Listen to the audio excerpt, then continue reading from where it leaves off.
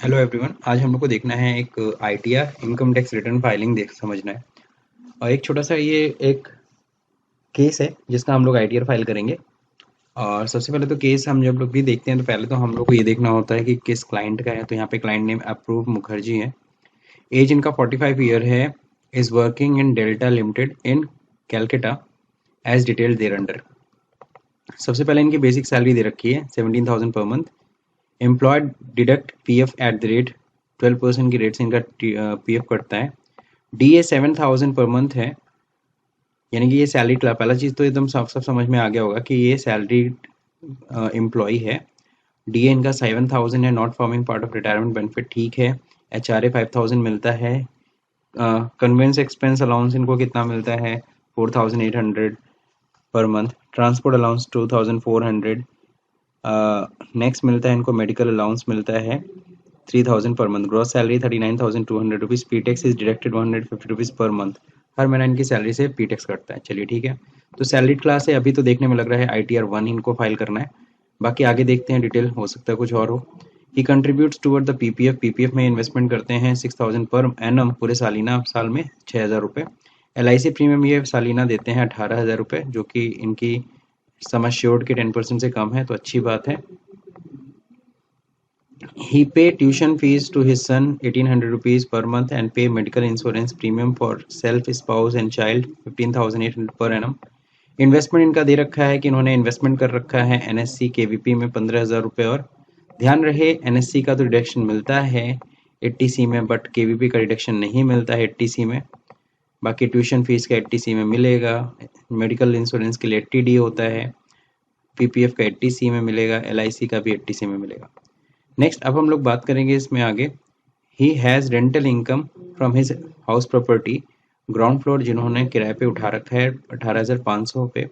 First floor is being self occupied. First floor ये खुद रहते हैं। Municipal tax paying by him 1,280 rupees for the year, पूरे साल भर का है। ओके, इसमें से आपको पता है जो नीचे का फ्लोर है, ग्राउंड फ्लोर, उन्होंने किराए पे उठा रखा है, तो वहाँ से उनको रेंटल इनकम हो रही है। और 1,280 रुपीज़ ये क्या देते हैं, म्यूनिसिपल टैक्सेस देते हैं। Now next, his employer deducted a TDS on salary 3,600 rupees. TDS cut रहा है फॉर द ईयर, पूरे साल भर में 3,600 रुपीज़ उनका TDS कट गया है। He has earned interest on FD saving account पे इन्होंने इंटरेस्ट कमाया है। आप सभी को पता है सेविंग पे जो इंटरेस्ट हो जो कमाते हैं हम लोग 10,000 रुपये तक एग्जेम्प्ट है, बाकी टैक्सेबल है। 36,000 जो FD पे कमाए हैं इनको इस पे 80C का रिडक्शन मिल जाएगा।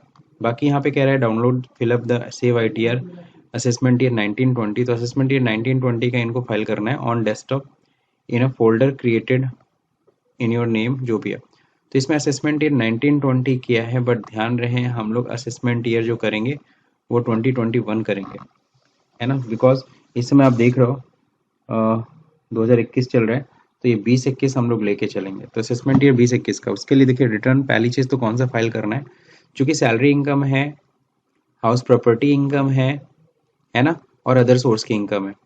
तो ये ध्यान रखिएगा किसके लिए, इनके लिए ITR 1 फाइल होगा, ठीक है। तो ITR 1 आपको फाइल करना है। चलिए आते हैं यहाँ पे। सबसे पहले तो ITR ओपन कर लेते हैं। ITR टाइप करेंगे, इनकम टैक्स e-filing.gov.in की साइट ओपन करनी है आपको। अब यहाँ पे आप इसको कंटिन्यू पेज कर सकते हैं, कंटिन्यू टू होम पेज। और यहाँ पे आप आ जाइएगा IT प्रिपरेशन सॉफ्टवेयर, है ना।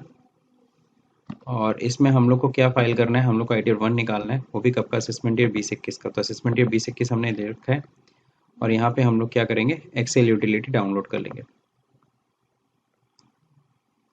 ठीक। एक्सेल यूटिलिटी डाउनलोड करने के बाद अब देखिए यहाँ पे दे रखा है क्या, कहाँ पे डाउनलोड करना चाहते हो आप। तो हम लोग कहाँ करने वाले हैं, डेस्कटॉप पे। डेस्कटॉप पे हम लोग डाउनलोड कर लेते हैं ITR 1, ठीक है। अब अगर आप देख रहे होगे ITR 1 हमने डाउनलोड कर लिया। ITR 3 दिख रहा है यहाँ पे, ITR 1 यहाँ पे। अब यहाँ पे इसको क्या करिए, राइट क्लिक करिए और एक्सट्रैक्ट हियर कर लीजिए। एक्सट्रैक्ट हम यहीं कर लेते हैं। ये फोल्डर आ गया। अब इसके अंदर जाइए, इसके अंदर फिर से ITR 1 एक फोल्डर है, उसके अंदर जाइए। देन ये ITR वाली फाइल आ गई, एक्सेल रीडमी। रीडमी में एक बार देख लिया कीजिए क्या प्रोसेस है, आपके लिए अच्छा होता है। सिक्योरिटी वार्निंग पूछेगा तो आपको इनेबल करना होगा कंटेंट, ठीक है। तो ये सब कर लेना है। 2007 में जाके यहाँ से करते हैं, 2013 में 16 में यहाँ से जाके करते हैं, ठीक है। बाकी कह रहा है जिप अनजिप फाइल कर लीजिए, एक्सट्रैक्ट कर लीजिएगा, उसके बाद ही इसे यूज़ करिएगा। तो चलिए एक्सेल की ये फाइल ओपन करते हैं और यहाँ पे हम लोग क्या करने वाले हैं, 2021 का रिटर्न फाइल करने वाले हैं। अब एक और चीज़ और है, साथ ही साथ आप एक्सेल खोल लीजिएगा तो ज़्यादा आपके लिए बेहतर होगा, ताकि हम लोग जो क्वेश्चन है जैसा कि यहाँ पे दे रखा है, ये डिटेल्स आप वहाँ पे भी मेंटेन कर लो तो आपके लिए बेहतर होगा, क्योंकि आप सभी को पता है यहाँ कंप्यूटेशन आपको करना पड़ेगा। ओपन कर लेता हूँ मैं, इट विल टेक टाइम। तब तक हम लोग एक और चीज़ समझ लेते हैं यहाँ पे, जब तक फाइल ओपन हो रही है। यहाँ पे देखो दे रखा है क्या, बेसिक सैलरी 17,000 पर मंथ है, ठीक है, इसमें कहीं कोई दिक्कत नहीं है, फुल्ली टैक्सेबल होता है, डीए फुल्ली टैक्सेबल होता है, एचआरए हाउस रेंट अलाउंस में ध्यान रखिएगा, डिडक्शन मिलता है, ठीक है। अब ध्यान रखिएगा ये क्या है, ये कैलकाटा में ये वर्क कर रहे हैं और इनका मकान कहाँ पे, कहीं कुछ दिया नहीं है, rental income, house property ground floor है ना। और जब कह रहा है क्या, फर्स्ट फ्लोर पे वो सेल्फ ऑक्यूपाइड है, खुद ही रहते हैं, यानी कि कहीं कुछ एड्रेस नहीं दिया, तो हम ये मान के चलेंगे कि जिस जगह पे वो नौकरी कर रहे हैं उस जगह पे उनका खुद का मकान है। एचआरए का तो वैसे तो डिडक्शन मिलता है, लेकिन यहाँ पे इनको मिलेगा नहीं, क्योंकि जिस जगह पे नौकरी कर रहे हैं उसी जगह पे उनका खुद का मकान है, यानी ये सेल्फ खुद का मकान है, तो इनको एचआरए का एग्जेम्पशन नहीं मिलेगा, एचआरए फुल्ली टैक्सेबल हो जाएगा। फिर क्या है, CA conveyance expense allowance fully taxable होता है, ट्रांसपोर्ट अलाउंस फुल्ली टैक्सेबल होता है। ट्रांसपोर्ट अलाउंस का डिडक्शन अब सिर्फ और सिर्फ हैंडीकैप्ड के लिए है, या फिर कह लो ब्लाइंड के लिए रह गया। मेडिकल अलाउंस हो गया, ये 3000 का फुल्ली टैक्सेबल होता है। P tax is deducted 150 rupees per month, ठीक है। तो पीटेक्स का जो डिडक्शन मिल जाएगा इनको, हम लोग पहले आईटीआर की फाइल ओपन कर लेते हैं। ये आईटीआर की फाइल आ गई। अब यहाँ पे तो इनेबल एडिटिंग कर लो, ओके, इनेबल एडिटिंग होगी। अब यहाँ पे हम लोग डिटेल्स मेंटेन करेंगे। बाकी यहाँ पे दे रखा है green cells are for data entry, red level for indicate mandatory fields, और caution do not use control X, control V, control C, जो भी ये सब चीज़ें यहाँ पे यूज़ नहीं करना है, ठीक है। चलिए हम लोग फाइल ओपन करते हैं और काम करना शुरू करते हैं। सबसे पहले फर्स्ट नेम देखते हैं, यहाँ पे फर्स्ट नेम क्या है। फर्स्ट नेम है अपूर्व मुखर्जी, अपूर्व मुखर्जी, लास्ट नेम हो जाएगा मुखर्जी, ओके। पैन नंबर भी मांग रहा है, पैन की डिटेल दिया हुआ है, नहीं दिया, हम अपनी तरफ से भर लेते हैं, ओके। नेक्स्ट फिर यहाँ पे आधार नंबर मैंडेटरी नहीं है, एड्रेस पूछ रहे हैं, यहाँ पे एड्रेस इन्फॉर्मेशन नहीं है, हम लोग भर देते हैं। ये बंदा का कैलकाटा का है, तो फ्लोर नंबर 1 2 3 कर लेते हैं, ओके। डेट ऑफ बर्थ नहीं दिया है, तो हम लोग अपनी ही डेट ऑफ बर्थ डाल देते हैं।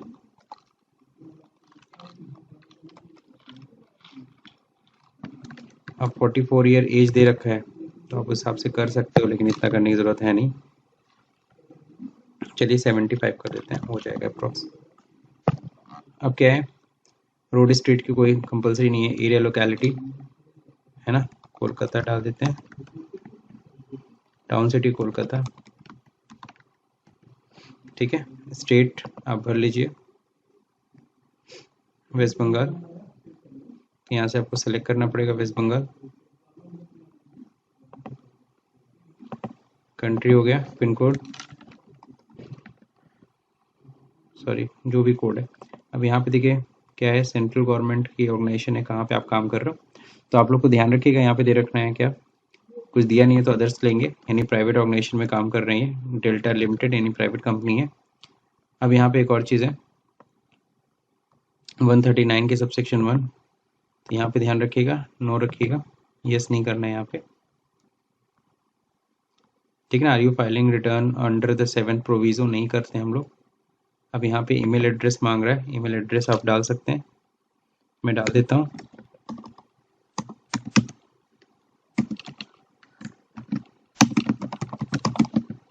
Mobile number, okay. कब फाइल कर रहे हैं, ऑन और बिफोर ड्यू डेट, ठीक है। अब यहाँ पे करने के बाद अब ध्यान रखिएगा, और तो कुछ भरना नहीं है। अब यहाँ पे ग्रॉस सैलरी बतानी है, तो ग्रॉस सैलरी जरा देखते हैं हम लोग क्या है ग्रॉस सैलरी। ग्रॉस सैलरी यहाँ पे दे रखा है, आप देख रहे हो ग्रॉस सैलरी 39,200, 39,200 रुपीज़ हम लोग यहाँ पे फीड कर देंगे। तो 39,200 एक महीने की है ना, इक्वल टू 39,200 मल्टीप्लाई बाई 12 हो गया 4,70,400 रुपीज़। तो ये इनकी इनकम आ गई टोटल। अब देखो पीटेक्स कितना करता है 150। तो यहाँ पे कुछ डिडक्शन है, कुछ एग्जेम्प्ट अलाउंसेस हैं, कुछ नहीं एग्जेम्प्ट अलाउंस है। अब यहाँ पे ध्यान रखिएगा प्रोफेशनल टैक्स कितना करता है दे रखा है, यहाँ पे दिया था 150 रुपीज़ पर मंथ, यहाँ पे 150 मल्टीप्लाई बाई 12 हो गया करीबन कितना 1800 रुपये कटता है। ठीक है, अब हाउस प्रॉपर्टी की डिटेल मांग रहे हैं, तो हाउस प्रॉपर्टी की डिटेल हम दे देते हैं। यहाँ पे क्या है, सेल्फ ऑक्यूपाइड भी है, लेट आउट भी है। तो यहाँ पे ध्यान रखिएगा एक ही हाउस प्रॉपर्टी है इनके पास, उसमें से आधा मकान लेट आउट किया, तो लेट आउट की डिटेल्स आप दे सकते हो। ठीक है, अब लेट आउट है तो जरा यहाँ देख लीजिए कितने रेंटल इनकम था his house property ground floor से कितना था 18,500 रुपये पर मंथ आता है। यहाँ दे देंगे 18,500 पर मंथ है, तो मल्टीप्लाई बाई 12 जितना इनका पर मंथ आ जाता है, इसमें से इनको ठीक है म्यूनिसिपल टैक्स देना पड़ा पूरे साल भर में 1280 रुपये। तो यहाँ पे tax paid to local authority 1280 पूरे घर का है, तो 1280 डिवाइड बाई 2 हो जाएगा, क्योंकि आधे मकान का ही इन्होंने रेंट पे उठाया है, तो आधे मकान का डिडक्शन मिलेगा 640 रुपये। ठीक है, तो इस चीज़ का आपको ख्याल रखना पड़ेगा हाउस प्रॉपर्टी में, इस लाइन में। अब इनकी देख लीजिए, और तो कुछ है नहीं, कुछ लोन उन पे मकान नहीं है, एरिया रेंट उन कुछ नहीं है। Okay, income chargeable under the house property आ गई 1,54,952 रुपये, 1,54,952 rupees. Income from other source अब आपको यहाँ पे देना है, तो चलिए देखते हैं इनकी इनकम फ्रॉम अदर सोर्स क्या है। तो अब यहाँ पे दे रखा है कंट्रीब्यूशन है, तो इन्वेस्टमेंट है, ये पे ट्यूशन फीस ये भी इन्वेस्टमेंट है, रेंटल इनकम देख ही रखे थे हम लोग, TDS ये हो गया। ही हैज़ अर्न यहाँ से दे रखा है, he has an interest on FD and saving account. तो चलिए यहाँ पे देखते हैं हम लोग इंटरेस्ट ऑन सेविंग अकाउंट कितना है। पहली चीज़ तो इंटरेस्ट ऑन सेविंग अकाउंट इनका है 12,800 रुपीज़ है, सॉरी, तो 12,800 सॉरी ये हो गया सेविंग अकाउंट पे, और FD पे इनका 36,600, इंटरेस्ट ऑन FD डिपॉजिट्स पे, अदर डिपॉजिट्स पे 36,600 ये हो गया इनका। ठीक है, तो यहाँ तक तो डिटेल सही जा रही है, कहीं कोई दिक्कत है नहीं। अब यहाँ पे डिटेल ऑफ इन्वेस्टमेंट पूछ रहा है, कहाँ का इन्वेस्टमेंट है, और पूछ रहा है क्या 1 अप्रैल से जुलाई 2020 का भी क्या कुछ इन्वेस्टमेंट किए हो जिसका तुम डिडक्शन क्लेम करना चाहते हो। नहीं, ये स्पेशली कोविड के केस में हुआ है, इसलिए इसको मत ध्यान दीजिए, मैं यहाँ पे नो कर देता हूँ। अब 80C में देखिए कौन कौन सा डिडक्शन है, लाइफ इंश्योरेंस है, FM डेफर्ड एन्युटी है, कंट्रीब्यूशन टू प्रोविडेंट फंड है, सब्सक्रिप्शन इक्विटी शेयर्स हो गया, डिवेंचर हो गया। तो लाइन से हम लोग देखेंगे इन्वेस्टमेंट कहाँ कहाँ। PPF में 6,000 पर एनम है, LIC भी 18,000 रुपये पर एनम है, तो इन दोनों का डिडक्शन इनको मिलेगा 80C में। ट्यूशन फीस का भी 80C में मिल जाएगा, पर मंथ है। तो चलिए लिखते हैं हम लोग इक्वल टू 6,000 प्लस 18,000 प्लस अब क्या है यहाँ पे 1,800 रुपये, तो 1,800 रुपीज़ मल्टीप्लाई बाई 12 प्लस, ठीक है, मेडिकल इंश्योरेंस का 80D में मिलता है। इन्वेस्टमेंट इन्होंने कर रखा है NSC में, तो NSC का मिलेगा इन्हें 15,000। ध्यान रखिएगा इन्होंने किसान विकास प्रमाण पत्र पे किया है इन्वेस्टमेंट, ठीक है ना, तो किसान विकास प्रमाण पत्र KVP का 80C में रिडक्शन नहीं मिलता है। ये बहुत ही छोटी मगर मोटी बात है, KVP में जो हम इन्वेस्टमेंट करते हैं उसका रिडक्शन नहीं मिलने वाला है 80C में। ठीक है, अब जब देखिए यहाँ पे रेंटल इनकम तो दिखा चुके हैं, हिज एम्प्लॉय डिडक्ट TDS छोड़िए, यहाँ तक हो गया 60,600 रुपीज़ 80C में डिडक्शन। अब 80D में आते हैं, तो 80D का डिडक्शन हम लोग को दिखाना है लेकिन यहाँ पे नहीं दिखा सकते, इसके लिए आगे शीट है 80D। तो 80D पे सीधे हम स्विच नहीं करेंगे, अभी आगे धीरे धीरे करके आगे बढ़ेंगे। 80DTA का डिडक्शन आपको पता है interest on saving bank account है, तो इनका 12,800 रुपीज़ इनका इंटरेस्ट बना है, लेकिन डिडक्शन से कितने का मिलेगा, 10,000 का।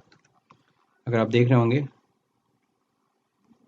सेविंग अकाउंट पे 12,800 का, लेकिन देखिए डिडक्शन कितने का मिला, 10,000 का ही।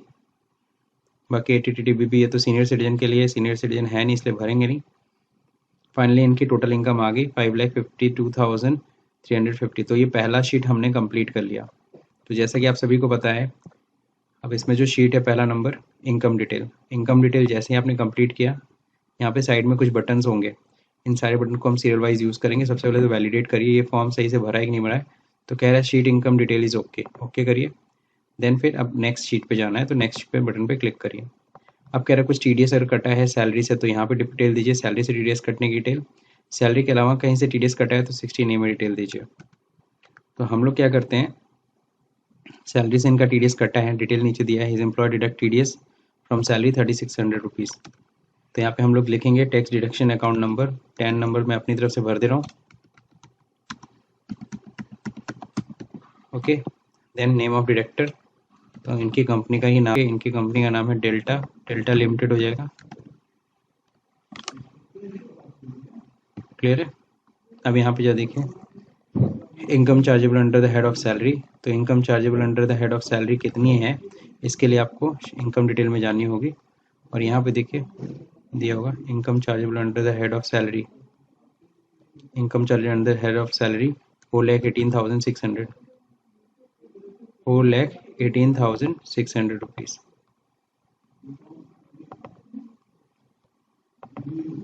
4,18,600। TDS कितना कटा है, जरा ये क्वेश्चन में देख लीजिए, कितना TDS कटा है इनका, 3,600 रुपीज़।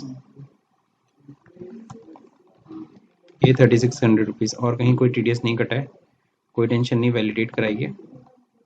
नेक्स्ट, अब यहाँ पे देखो दे रखा डिटेल ऑफ TCS, TCS की डिटेल नहीं डालनी है, आगे बढ़ते हैं हम लोग।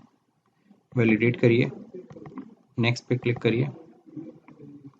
अब IFSC कोड ऑफ बैंक पूछ रहा है, उसमें नहीं कुछ दिया तो मैं अपनी तरफ से भर लेता हूँ, 7।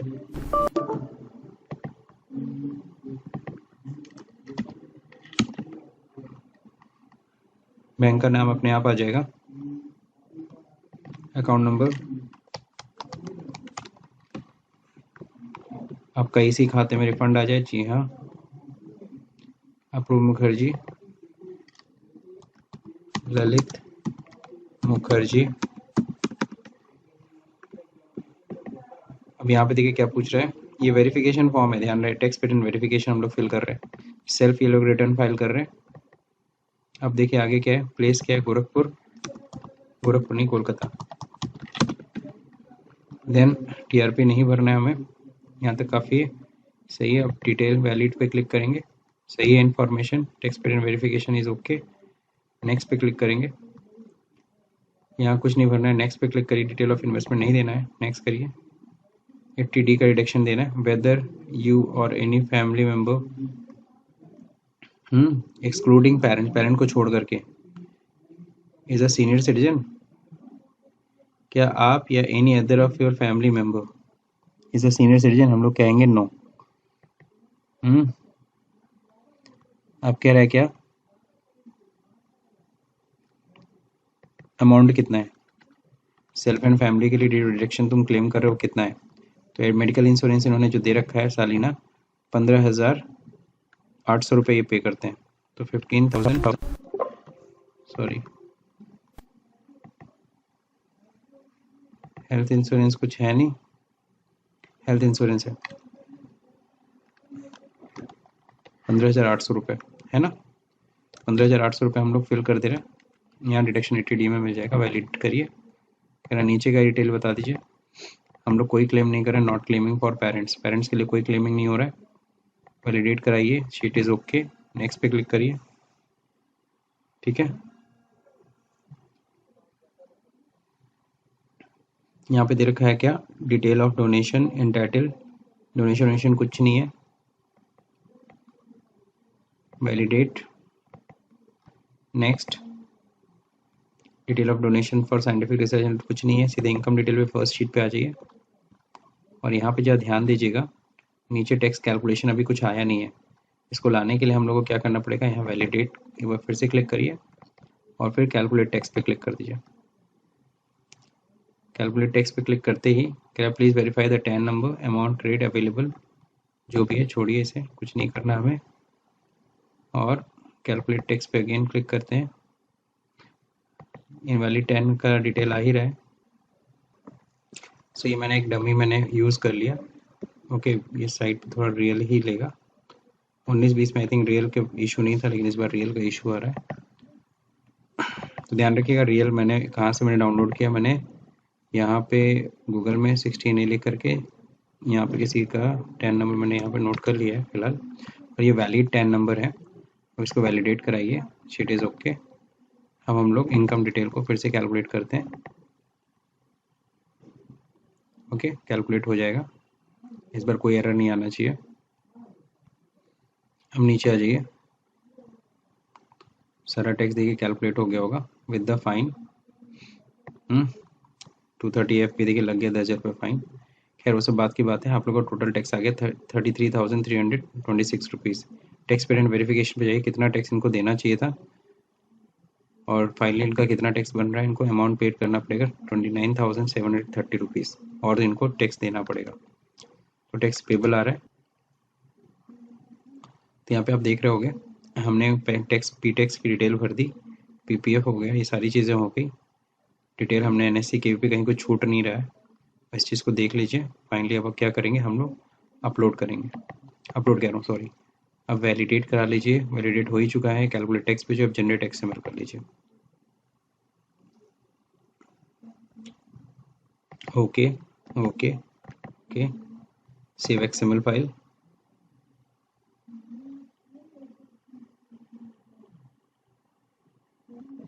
ओके, सो ये फाइनली हमारा क्या हुआ, XML जनरेट हो गया।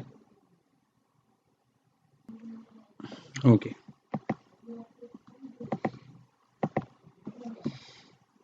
मिनिमाइज कर लीजिए, मिनिमाइज मिनिमाइज, और अब जाके देखिए जहाँ पे हम लोगों ने फाइल हमने रखा हुआ है ITR 1 में, यहीं पे आपका XML भी जनरेट हो गया होगा। ओके, ये XML जनरेट हो गया 9 KB का, ये हम अपलोड कर सकते हैं, बाकी ये हमारी फाइल है। अगर आपको ये फाइल भी सेव करना है सेव कर लीजिए, वरना XML तो जनरेट हो ही चुका है। तो इस ITR में बस ये चीज़ का ध्यान रखिएगा, जो 2021 में ध्यान रखेंगे कि जब अगर TDS की डिटेल भर रहे हैं तो यहाँ पे वैलिड 10 नंबर भरना पड़ेगा, यानी किसी का भी। तो इसको के लिए आप गूगल कर सकते हो, गूगल करने का सिंपल सा 16A लिखिए और फिर इमेज पे आ जाइए, आपको किसी न किसी का क्या मिल जाएगा, 10 नंबर मिल जाएगा, जिसको आपको फिट कर लेना है। अगर आप डमी डालेंगे यहाँ पे 10 नंबर तो एक्सेप्ट नहीं करता, बस इस चीज़ का ख्याल रखिएगा। तो मेरे ख्याल से वीडियो आपको समझ में आया होगा, अगर समझ में आया है और आपको ITR ये फिल करना आ गया, एक छोटा सा टेस्ट पेपर था, तो इस वीडियो को लाइक करिएगा, शेयर करिएगा, सब्सक्राइब बटन दबाना भूल जाइएगा। Thank you for watching this video.